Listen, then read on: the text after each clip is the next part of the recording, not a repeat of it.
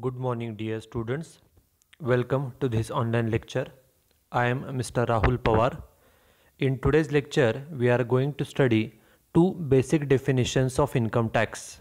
First, we will study the concept of assessment, and after that, we will study the concept of capital asset. So, let's start with the first concept, that is concept of assessment. In the previous few lectures, we have seen certain definitions under Income Tax Act, and in those definitions, we have studied that a person whose annual income is more than a particular limit has to pay tax to the government. आपण पाठीमागच्या काही लेक्चर्समध्ये पाहिले की भारतामध्ये ज्या व्यक्तीचं उत्पन्न वार्षिक उत्पन्न हे ठराविक मर्यादेपेक्षा जास्त असतं त्या व्यक्तीला इनकम टॅक्स हा गव्हर्नमेंटला पे करावा लागतो. Okay, and when he has to pay the income tax to the government, for example in India, if the annual income is more than rupees 2,50,000, then he is required to pay tax to the government. ज्या व्यक्तीचं वार्षिक उत्पन्न हे 2.5 लाखापेक्षा जास्त आहे त्या व्यक्तीला गव्हर्नमेंटला इन्कम टॅक्स आहे तो पेड करावा लागतो, आणि जो व्यक्ती गव्हर्नमेंटला टॅक्स पे करतो त्याला आपण टॅक्स पेयर देखील म्हणतो किंवा त्याला असेसी असं आपण म्हणतो. Okay, a person who pays tax to the government is called as a assessee.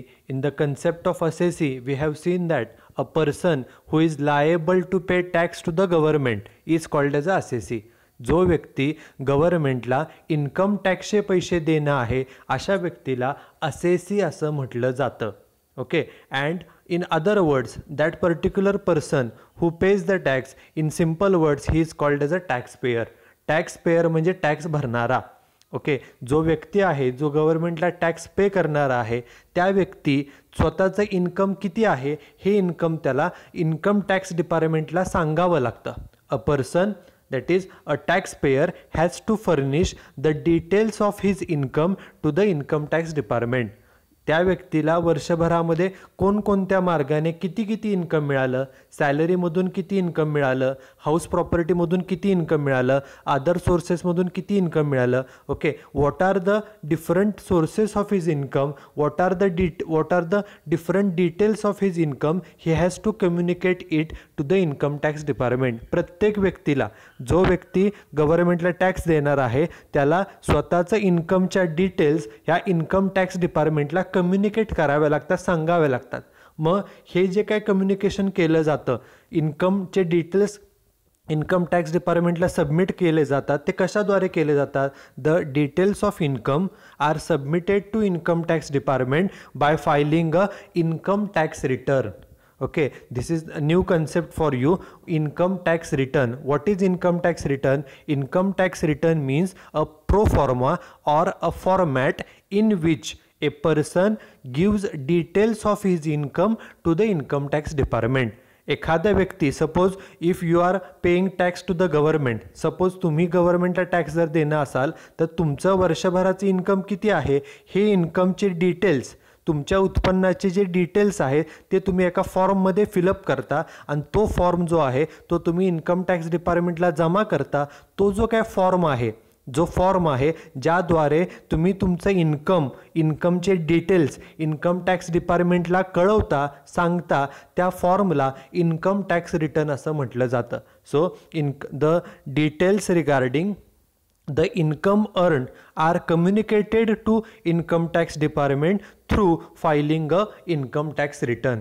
Okay, एखाद्या व्यक्तीला वर्षभरामध्ये किती इन्कम मिळालेलं आहे, त्या इन्कमचे डिटेल्स काय काय आहेत ते सर्व डिटेल्स इन्कम टॅक्स डिपार्टमेंटला जे कम्युनिकेट केले जातात ते कशाद्वारे केले जातात तर by filing a income tax return. Income tax return म्हणजे इन्कम टॅक्स कॅल्क्युलेट करण्यासाठी जो फॉर्म असतो आपल्या, त्यामध्ये इन्कमचे डिटेल्स सर्व त्यात लिहिले जातात आणि ते इन्कम टॅक्स डिपार्टमेंटला सबमिट केले जातात. तो जो फॉर्म आहे त्या फॉर्मला इन्कम टॅक्स रिटर्न असं म्हटलं जातं.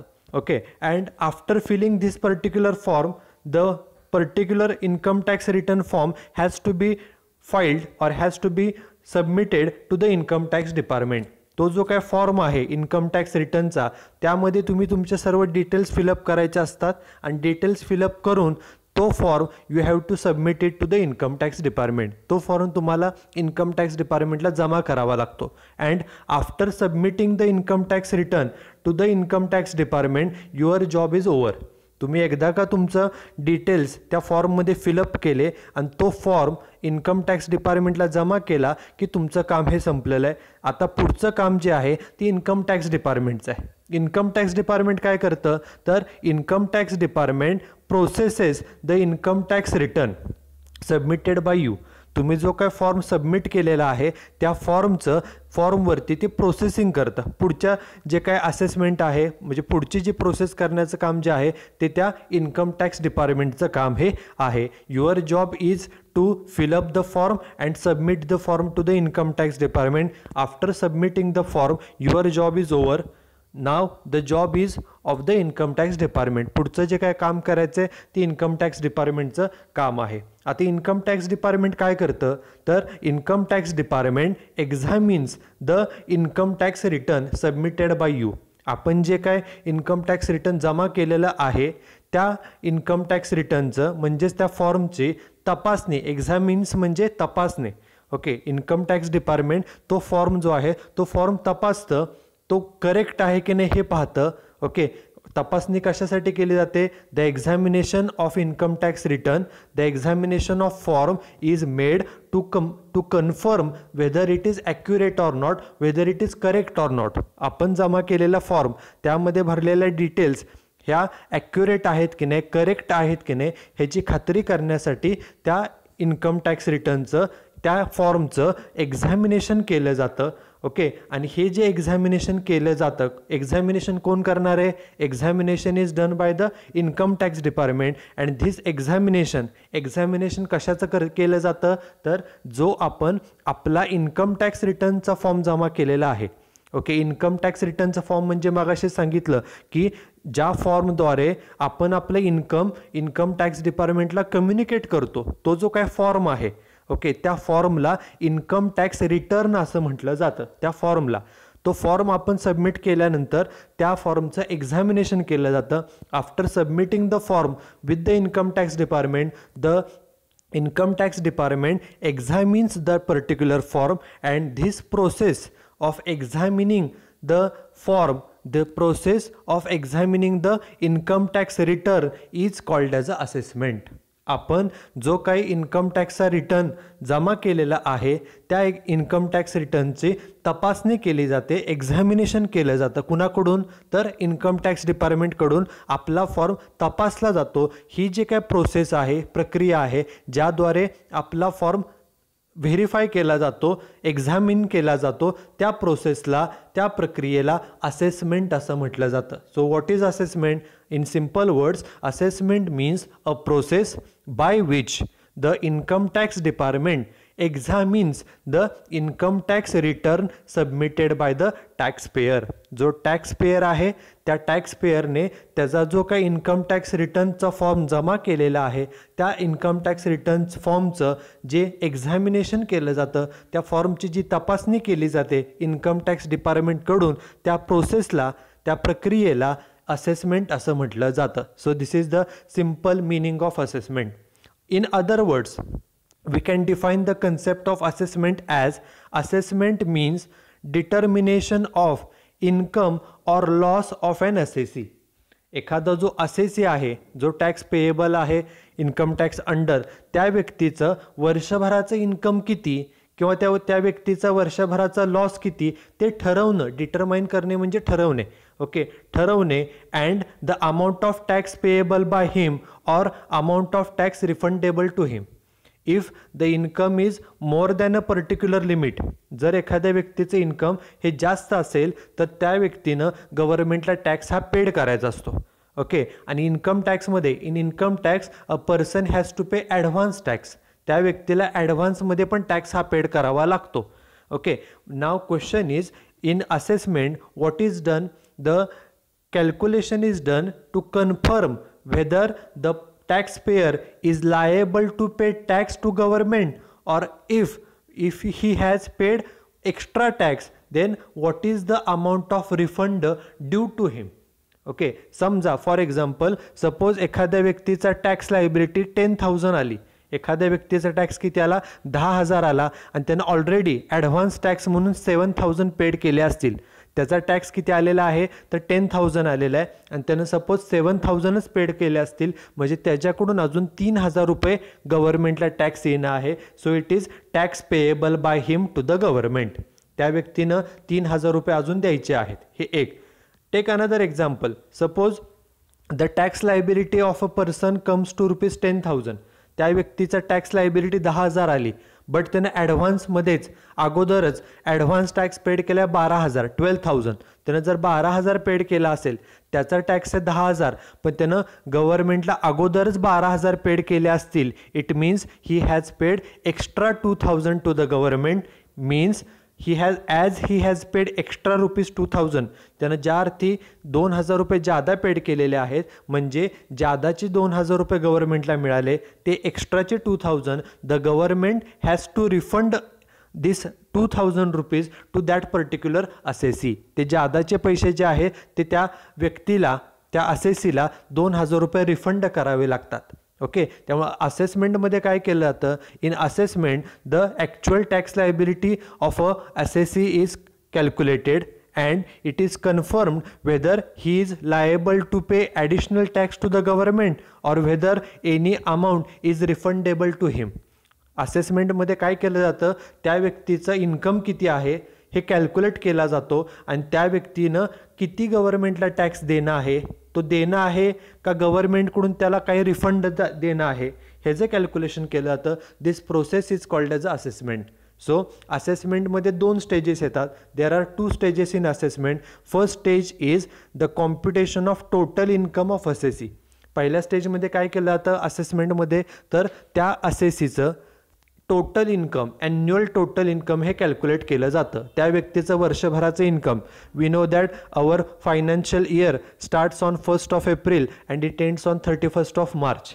ओके, अँड ह्या वर्षभरामध्ये त्या व्यक्तीनं किती इन्कम अर्न केलं, कमवलं, हे पहिल्यांदा कॅल्क्युलेट केलं जातं. This is the first stage. And the second stage is the determination of tax liability or refund. Okay, त्या व्यक्तीचं जे काय टोटल इन्कम आलेलं आहे त्याच्यानुसार तो किती रुपये टॅक्स देणं आहे गव्हर्नमेंटला, किंवा गव्हर्नमेंटकडून काय त्याला रिफंड येणं आहे का, हे सुद्धा कॅल्क्युलेट केलं जातं. These are the 2 stages in assessment. Okay, now you will confuse that how refund is payable to the particular assessee. Okay, एखाद्या व्यक्तीने जर ॲडव्हान्समध्ये जादा टॅक्स पेड केला असेल, जादा पैसे पेड केले असतील, टॅक्स जेवढा आहे त्यापेक्षा, तर जादाचे जेवढे पैसे पेड केलेले असतात ते पैसे हे त्या व्यक्तीला रिफंड केले जातात. So these are the 2 stages in assessment. And now last sentence, read the last sentence carefully. Assessment also refers to the procedure laid down in the act for imposing the tax liability on the assessee. Okay, असेसमेंटला अजून काय म्हटलं जातं की income tax act under जे काय process आहे, कशासाठी, टॅक्स इम्पोज करण्यासाठी, टॅक्स आकारण्यासाठीची जी काय प्रक्रिया आहे, प्रोसिजर आहे, त्या प्रोसिजरला सुद्धा असेसमेंट असं म्हटलं जातं. So assessment is the procedure laid down in the act for imposing the tax liability.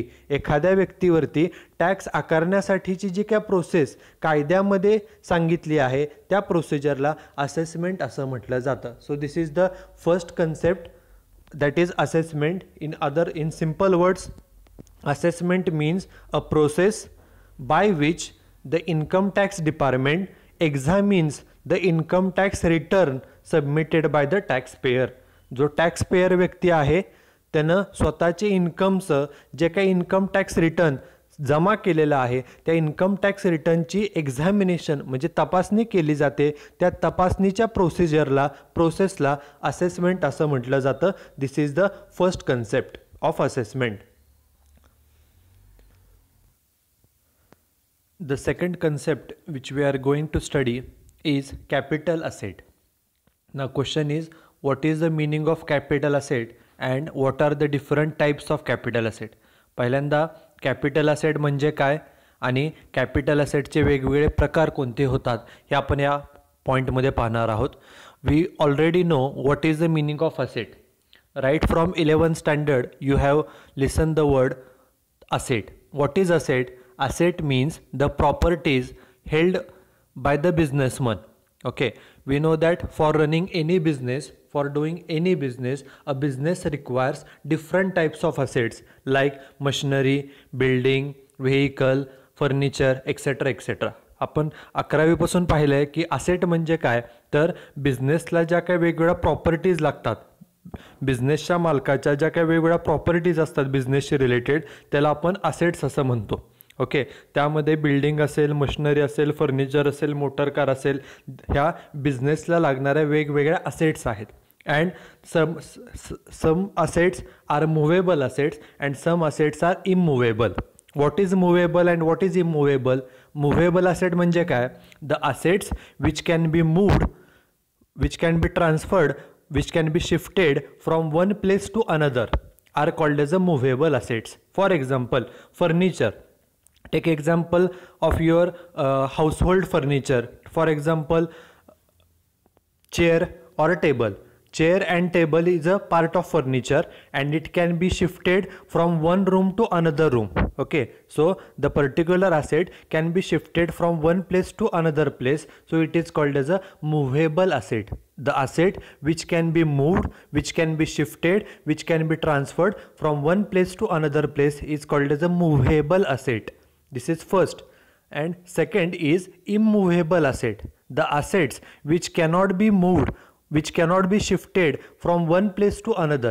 ज्या assets आपण एका ठिकाणावरून दुसरीकडे ट्रान्सफर करू शकत नाही, ज्या एका ठिकाणीच राहतात, त्याला इमूव्हेबल असेट असं म्हटलं जातं. Take simple example of building, take another example of land. Okay, building ही जी असेट आहे, लँड ही जी काय असेट आहे, ते आपण एका जागेवरून दुसऱ्या जागेला शिफ्ट करू शकत नाही, ते आहे तिथंच राहते. So it is called as a immovable assets. Okay, and we know that for running any type of a business, whether it is your sole proprietary business, partnership business, joint Hindu family business or a company, every business requires certain assets. कोणताही business असेल, तो soul proprietary business असो, partnership business असो, joint Hindu family business असो किंवा company असो, प्रत्येक business run करण्यासाठी आपल्याला वेगवेगळ्या असेट्स ह्या लागतात. काही असेट्स आपण बिझनेसच्या असतात आणि काही असेट इवन आपल्या घरामध्ये देखील असतात. Okay, take simple example, your house. Okay, it is your personal asset. तुमचं जे घर आहे हे देखील तुमचं असेट आहे. घरामध्ये असणारं जे काय फर्निचर आहे, furniture is your household asset. घरामध्ये ज्या इतर वस्तू आहेत, ओके, फॉर एक्झाम्पल फर्निचर बरोबर एखादी मशीन असेल, okay, it is also your personal asset. Okay, these are the personal asset. बिझनेसमध्ये जसे असेट्स असतात तसं पर्सनलसुद्धा काही आपल्या घरामध्ये असेट्स असतात. Now question is what is capital asset. Capital asset म्हणजे काय, तर कॅपिटल असेटचं सिम्पल मिनिंग आहे, capital asset means any property, whether it is movable property or immovable property, owned by the assessee. Owned म्हणजे ती तुमच्या मालकीची असली पाहिजे. असेसी म्हणजे काय, ते ऑलरेडी आपण पहिल्या लेक्चरला पाहिलेलं आहे. असेसी म्हणजे जो व्यक्ती गव्हर्नमेंटला टॅक्स देणं आहे त्याला आपण असेसी असं म्हणतो. असेसी मीन्स अ पर्सन, असा व्यक्ती who is liable to pay tax to the government. जो व्यक्ती गव्हर्नमेंटला टॅक्स देणं आहे त्याला आपण असेसी असं म्हणतो. आपला प्रश्न आहे what is capital asset. Capital asset means any property, any property, कुठल्याही प्रकारची ती प्रॉपर्टी असो, मुव्हेबल प्रॉपर्टी असो किंवा इमूव्हेबल प्रॉपर्टी असो, मुव्हेबल असेट असो किंवा इमूव्हेबल असेट असो, any property, any asset owned by the assessee, ती त्या व्यक्तीच्या मालकीची असणं, ओन्ड असले पाहिजे, व्यक्तीच्या मालकीची असली पाहिजे, whether or not connected with his business or profession. ती जी काय असेट आहे, ती जी काय प्रॉपर्टी आहे, प्रत्येक प्रॉपर्टीला, प्रत्येक असेटला कॅपिटल असेट म्हणजे काय. Read the line carefully, read the sentence carefully. Capital asset means any property, कोणतीही प्रॉपर्टी असो, कोणतीही, any property owned by the assessee, फक्त ती तुमच्या मालकीची असणं गरजेचे आहे, तुम्ही त्या असेटचे ओनर असणं गरजेचे आहे. ती असेट, ती प्रॉपर्टी, वेदर ऑर नॉट, ती असो किंवा नसो, connected with his business or profession, ती तुमच्या बिझनेस किंवा प्रोफेशनची कनेक्टेड असो किंवा नसो. म्हणजे तुमच्या बिझनेस असेल एखादा किंवा तुमचं एखादं प्रोफेशन असेल, त्याच्याशी ती असेट रिलेटेड असो किंवा नसो, बिझनेस प्रोफेशनची असेट असो किंवा नसो, प्रत्येक प्रॉपर्टीला एनी प्रॉपर्टी मुव्हेबल ऑर इमूव्हेबल ती फक्त तुमच्या जर मालकीची असेल, ओनरशिप तुम्ही असाल, तुम्ही जर त्याचे ओनर असाल, तर अशा प्रत्येक प्रॉपर्टीला कॅपिटल असेट असं म्हटलं जातं. So what is capital asset? Capital asset means any property, कोणतीही property owned by the assessee, ती तुमच्या फक्त मालकीची असली पाहिजे. ती asset whether or not it is connected with your business or profession, ती असेट तुमच्या बिझनेस किंवा प्रोफेशनशी कनेक्टेड रिलेटेड असू नाही तर नसू, प्रत्येक प्रॉपर्टी जी तुमच्या ओनरशिपची आहे, म्हणजे तुम्ही त्याचे ओनर आहात, त्या प्रत्येक प्रॉपर्टीला कॅपिटल असेट असं म्हटलं जातं. Okay, now question is whether all the properties are covered and are treated as a capital asset or not. मग सगळ्या ज्या काही असेट्स आहेत, घरामधल्या असो किंवा बिझनेसमधल्या असेट असो, त्या सर्वांना कॅपिटल असेट असं म्हटलं जातं का? तर there are certain exceptions. Okay, read the line carefully. Following assets are not considered as a capital asset.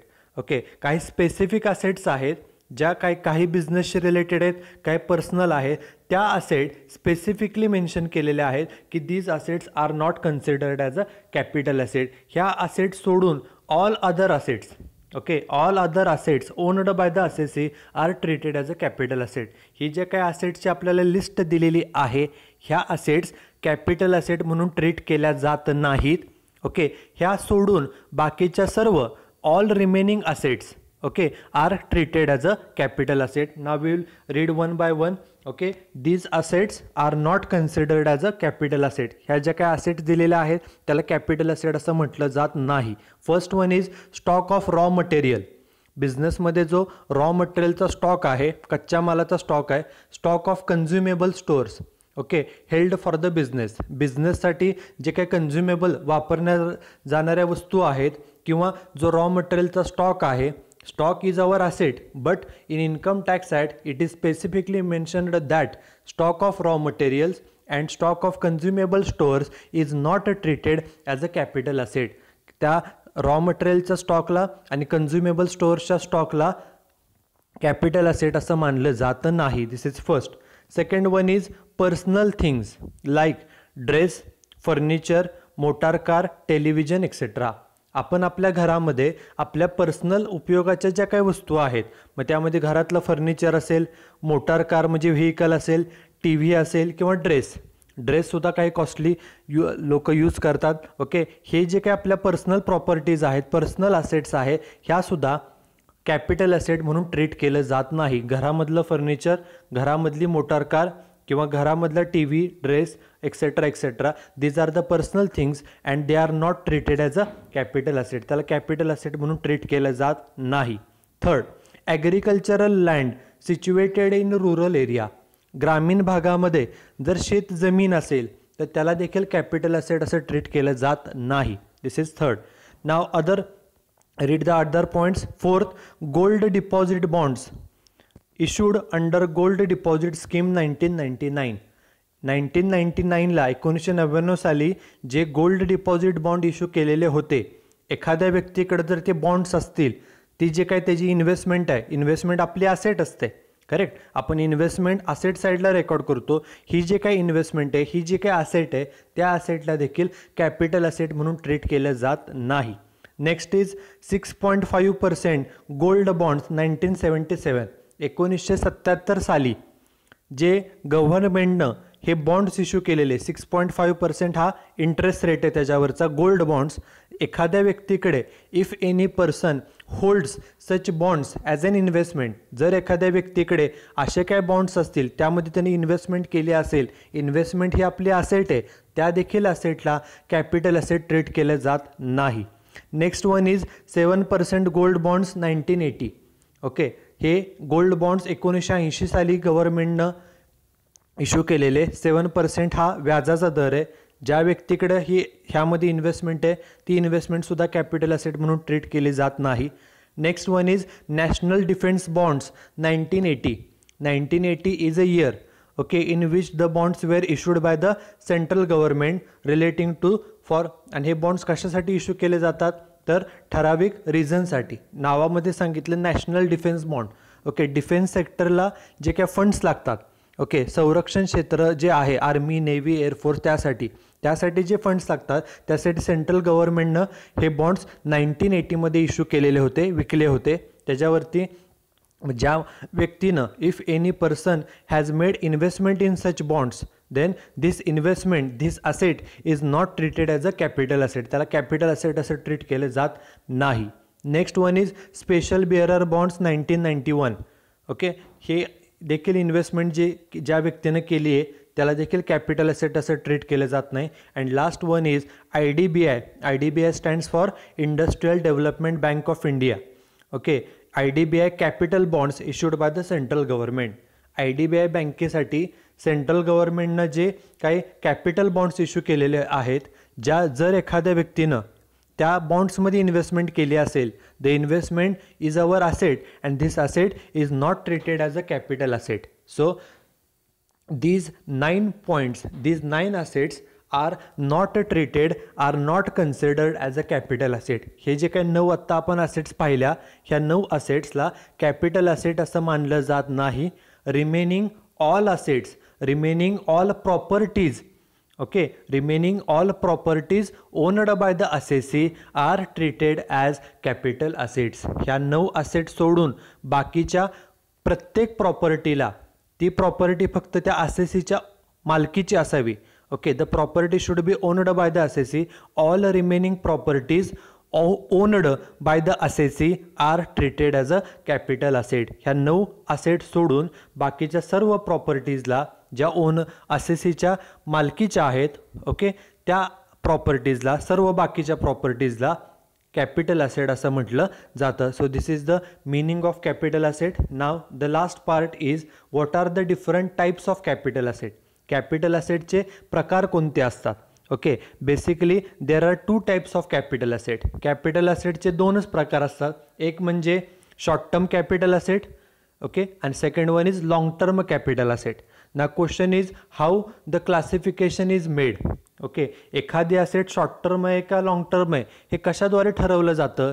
तर ती जी काय असेट आहे, ओके, एखादी असेट आहे, ती असेट त्या व्यक्तीकडे, असेसीकडे किती दिवस आहे, okay, for how much time that particular asset is with the assessee determines weather it is long term और शॉर्ट टर्म कॅपिटल असेट. एखादी असेट, एखादी प्रॉपर्टी त्या व्यक्तीकडे किती दिवस आहे त्याच्यावरून ठरतं की ती asset short term capital asset आहे का लॉंग टर्म कॅपिटल असेट आहे. आणि त्यासाठी 3 year period is most important.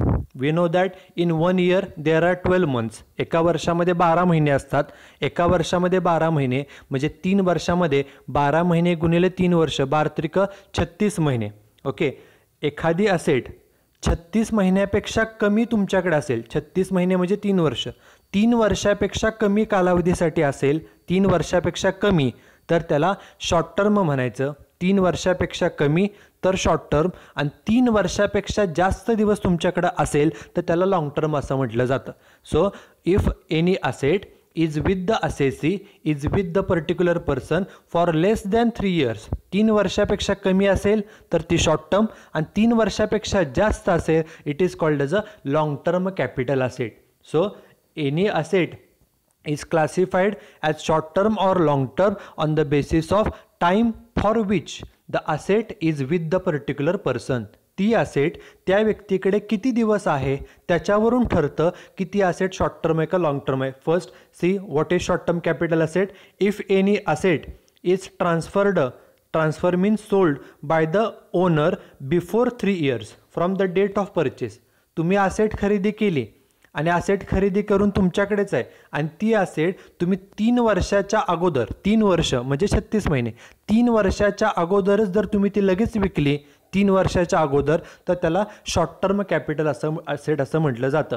If any asset is sold before 3 years after the date of purchase, तुमच्याकडे असेट खरेदी केल्यानंतर तुम्ही 3 वर्षाच्या आतच जर ती असेट विकली तर त्याला शॉर्ट टर्म कॅपिटल असेट असं म्हणतात. 3 वर्षाचा कालावधी महत्त्वाचा. परंतु शेअर्ससाठी, in case of shares the period is 12 months. 12 months means 1 year. Okay, shares जर असतील, शेअर्समध्ये इन्व्हेस्टमेंट केली तर ती तुमची असेटच आहे. ओके, शेअर्सच्या बाबतीमध्ये 3 वर्षाच्या ऐवजी 1 वर्ष हा कालावधी आहे. जर तुम्ही शेअर्स खरेदी केले, if you purchase the shares and these shares are sold before 1 year, okay, from the date of purchase, खरेदी केल्यानंतर तुम्ही 5-6 महिन्याने, 7-8 महिन्याने, 9 महिन्याने, 10 महिन्याने, 1 वर्षाच्या आत जर तुम्ही ते शेअर्स विकले तर त्या असेटला शॉर्ट टर्म कॅपिटल असेट असं म्हटलं जातं. ओके, बाकीच्या सर्व असेटसाठी 3 वर्ष हा कालावधी आहे. 3 वर्ष म्हणजे 36 महिने.